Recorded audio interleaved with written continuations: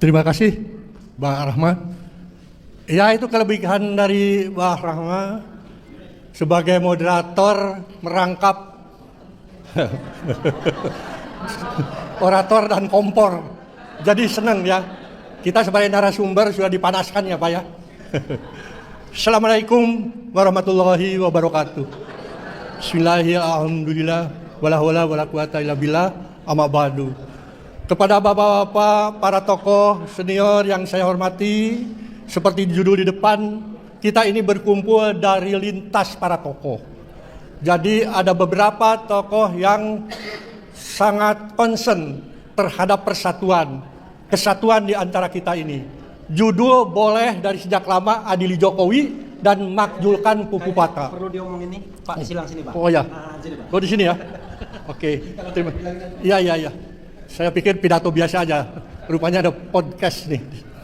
Jadi seperti tadi saya katakan bahwa yang hadir di sini baik para narasumber yang saya hormati maupun bapak-bapak sekalian, ibu sekalian yang hadir di depan ini juga semua para tokoh. Kami mengundang dari beberapa kemarin pertemuan beberapa tokoh, ada yang perlu dievaluasi oleh kita bersama. Judul boleh makjulkan Jokowi dulu, sekarang adili Jokowi dan makjulkan Pupu Papa.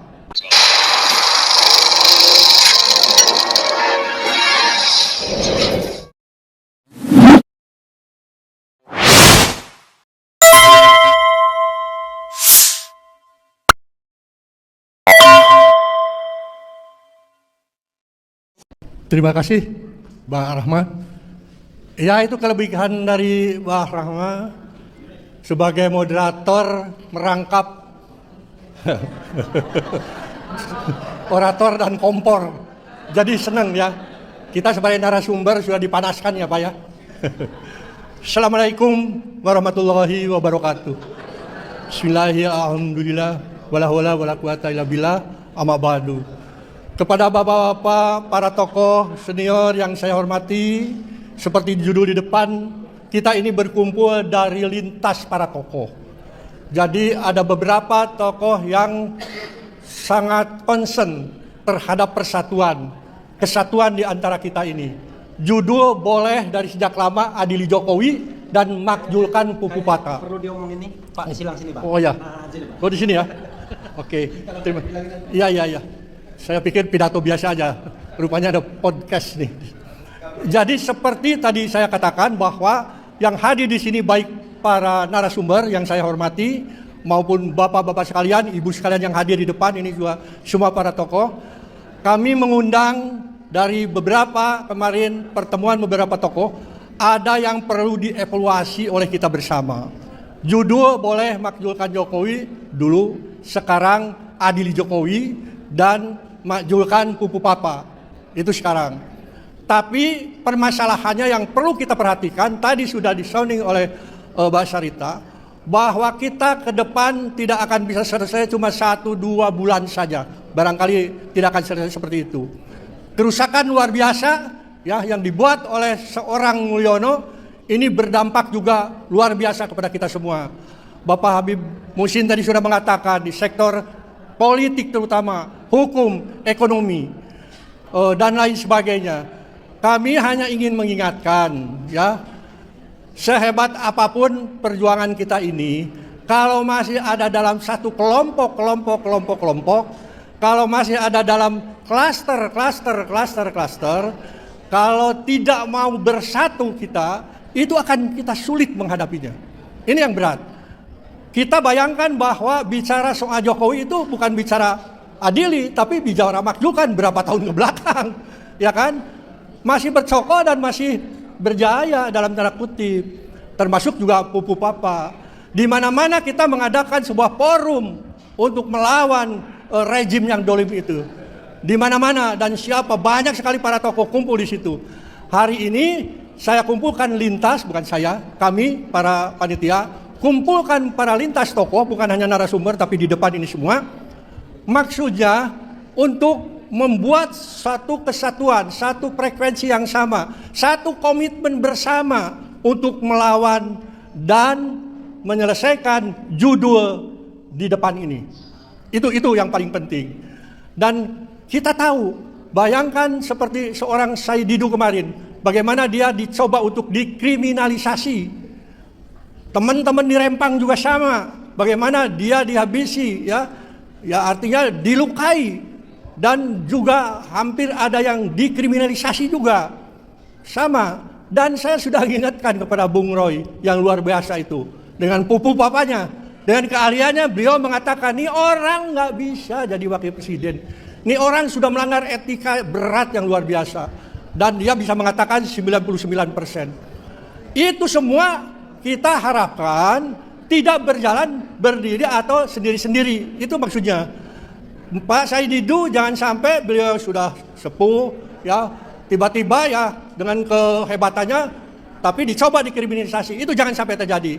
Kita harus bersatu semua di sini memayungi kelompok-kelompok yang bergerak untuk melawan kedoliman itu. Payung hukum saja. Bentuknya terserah nanti Pak. 1 menit Rahman, lagi ya, maaf. Ya, bentuknya dalam bentuk forum, bisa juga dalam bentuk kaukus. Kaukus para tokoh lintas di sini, mau agama, nasionalis, umat dan lain sebagainya, profesional, kumpullah dalam satu payung.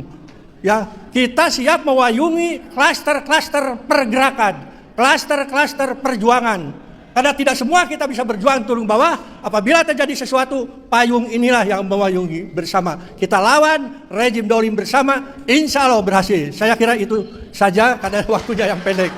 Wassalamualaikum warahmatullahi wabarakatuh. Waalaikumsalam. Terima kasih ini Pak Dindin ya. Sekali lagi tepuk tangan untuk Pak Dindin. Ya, selanjutnya ini perwakilan dari Purnawirawan. Kami persilakan Bapak Laksamana Slamet Subianto.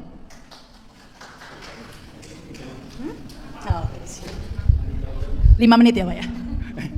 Pendek sekali. Tambah dikit nggak Bapak deh. Assalamualaikum warahmatullahi wabarakatuh.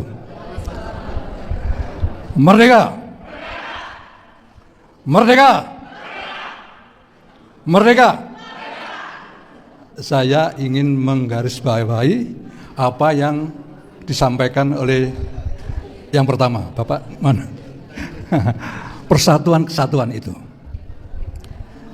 Kita tidak akan bisa melaksanakan itu, judul itu, apabila kita tidak bisa bersatu. Nah, untuk itu kita harus menetapkan satu tujuan yang harus kita sepakati bersama, yaitu menyelamatkan bangsa dan negara. Jadi semuanya harus sepakat bahwa langkah kita adalah menyelamatkan bangsa dan negara. Titik.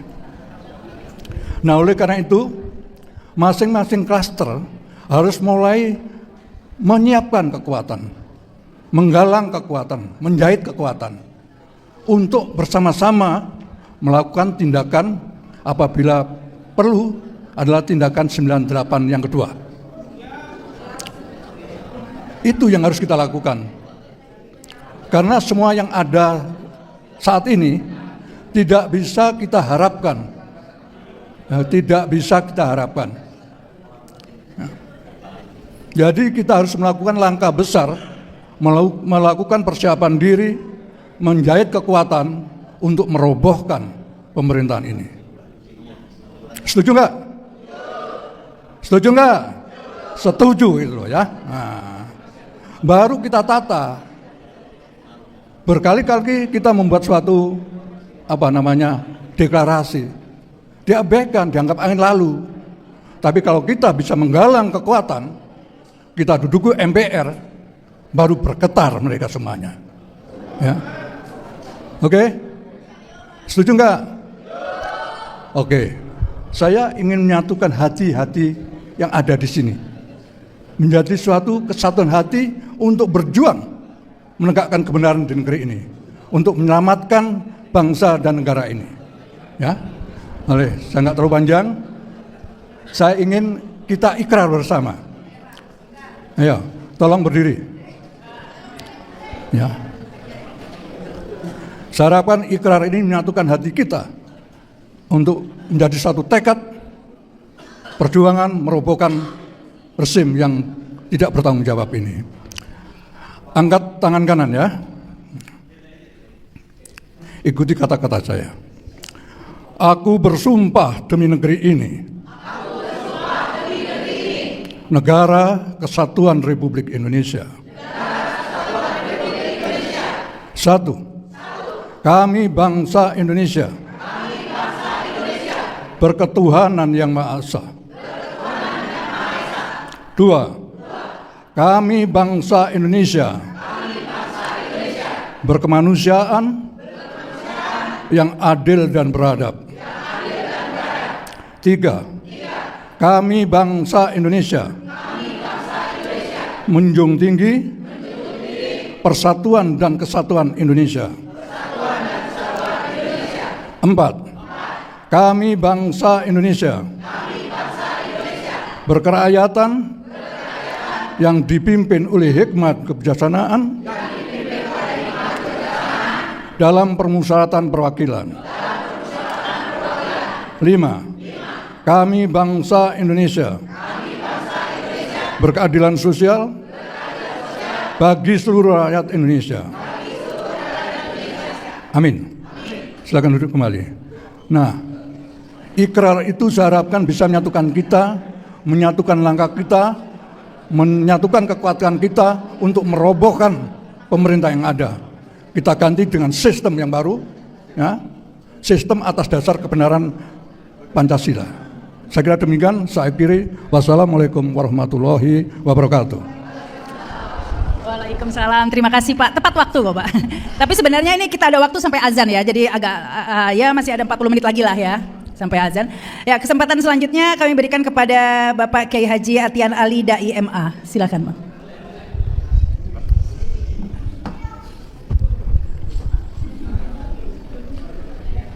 Bismillahirrahmanirrahim. Assalamualaikum warahmatullahi wabarakatuh. Bismillah, alhamdulillah, wassalatu wassalamu ala rasulillah. Mohon izin, mungkin saya tidak langsung menuju tema ini Pak, tetapi ingin menyampaikan sesuatu yang mungkin harus kita siapkan agar kita bisa memenangkan tema yang ada ini.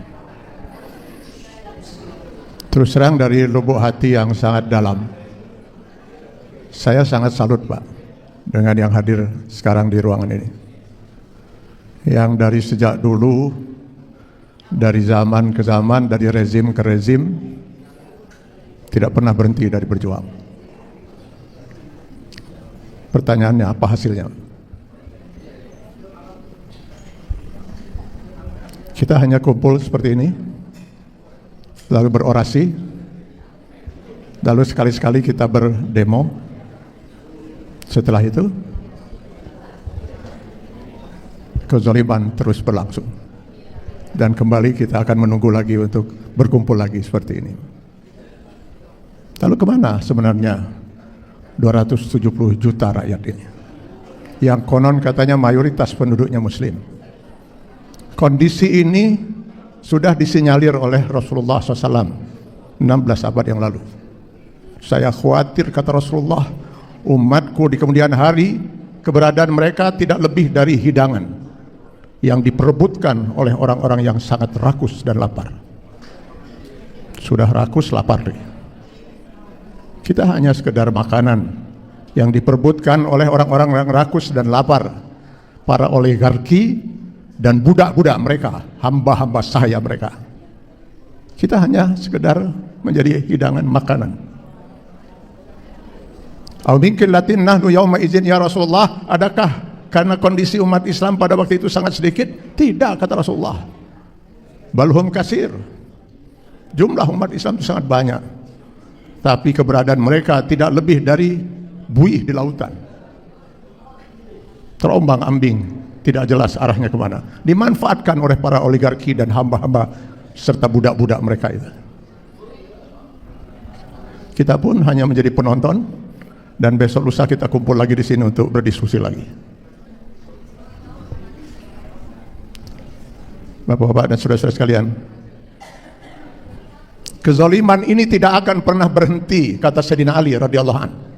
Bukan karena banyaknya orang-orang yang jahat, tapi diamnya orang-orang yang baik.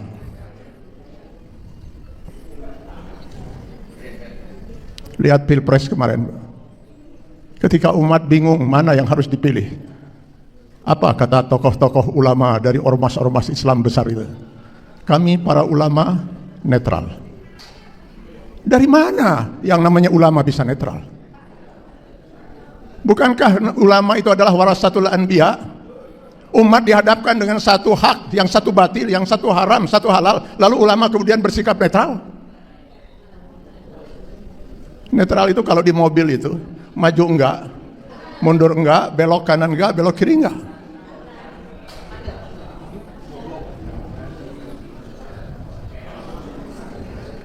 Saya jadi teringat dengan pernyataan Imam An-Nawawi dalam Syarah Sahih Muslim. Mereka yang tidak menyuarakan kebenaran adalah setan al-akhras, setan yang bisu.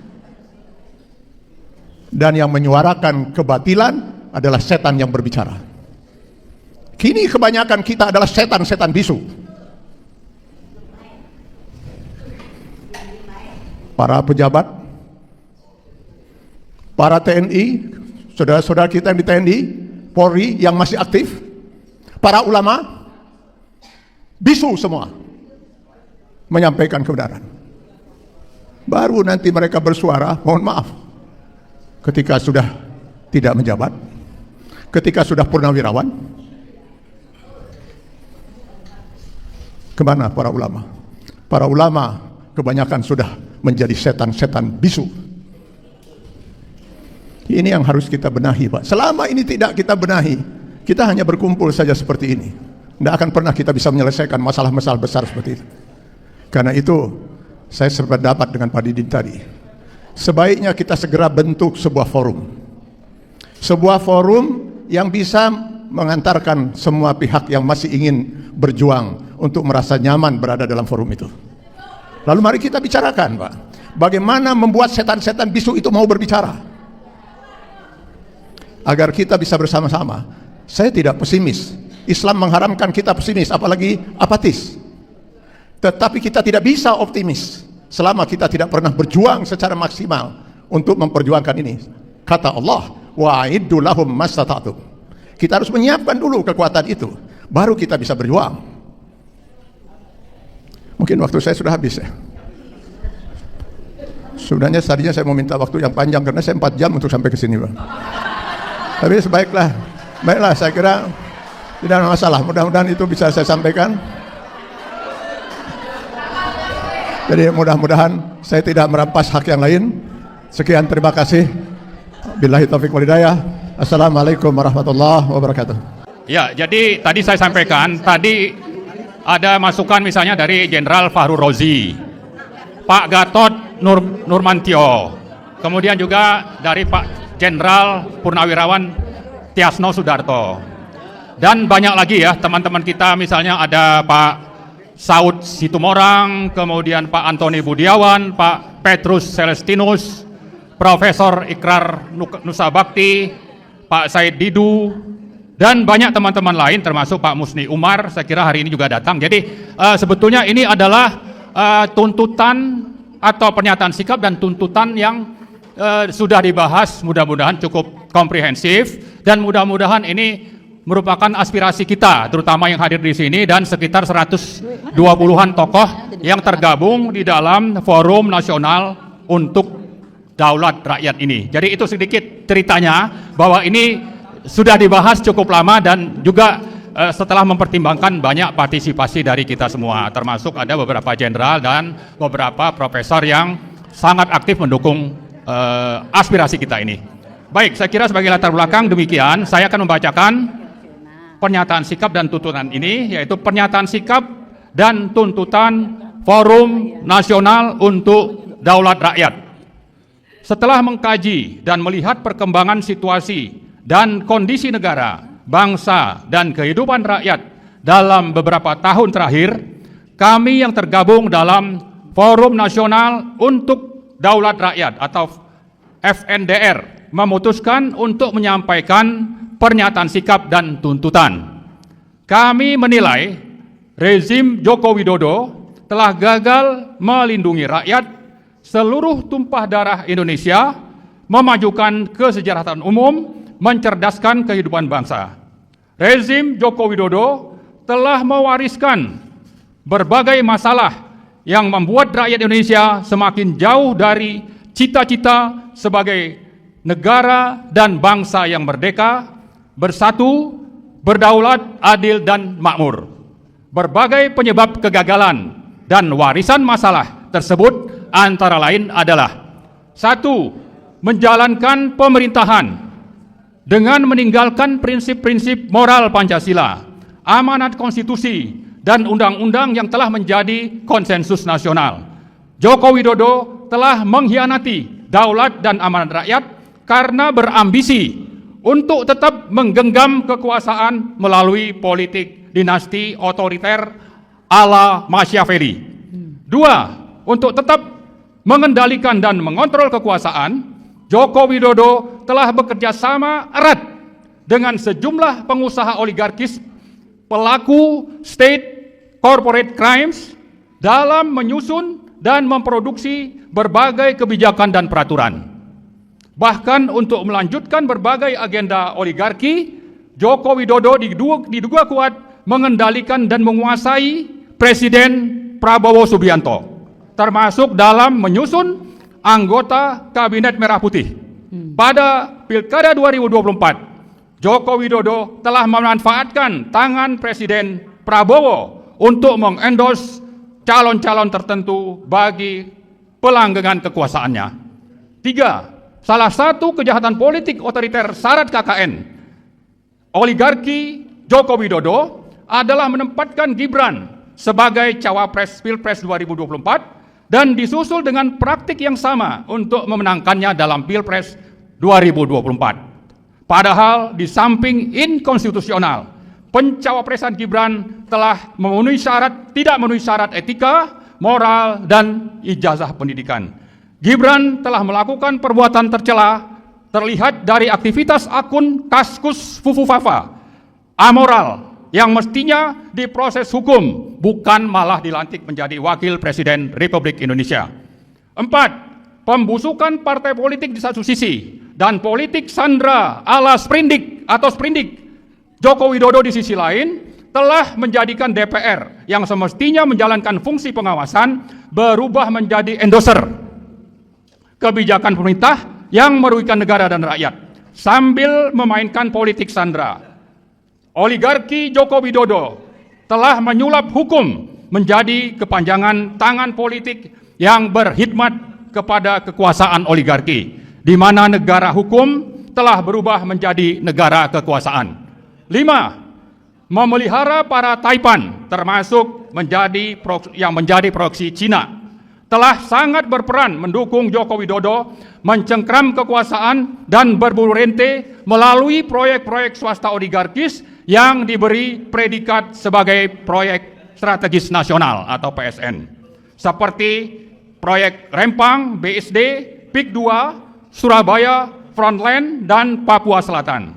Dengan status PSN, para oligarki seperti Aguan, Salim, Tommy Winata, dan lain-lain mendapat dukungan penuh rezim untuk menindas, menjajah, menyengsarakan, dan menghancurkan kehidupan rakyat.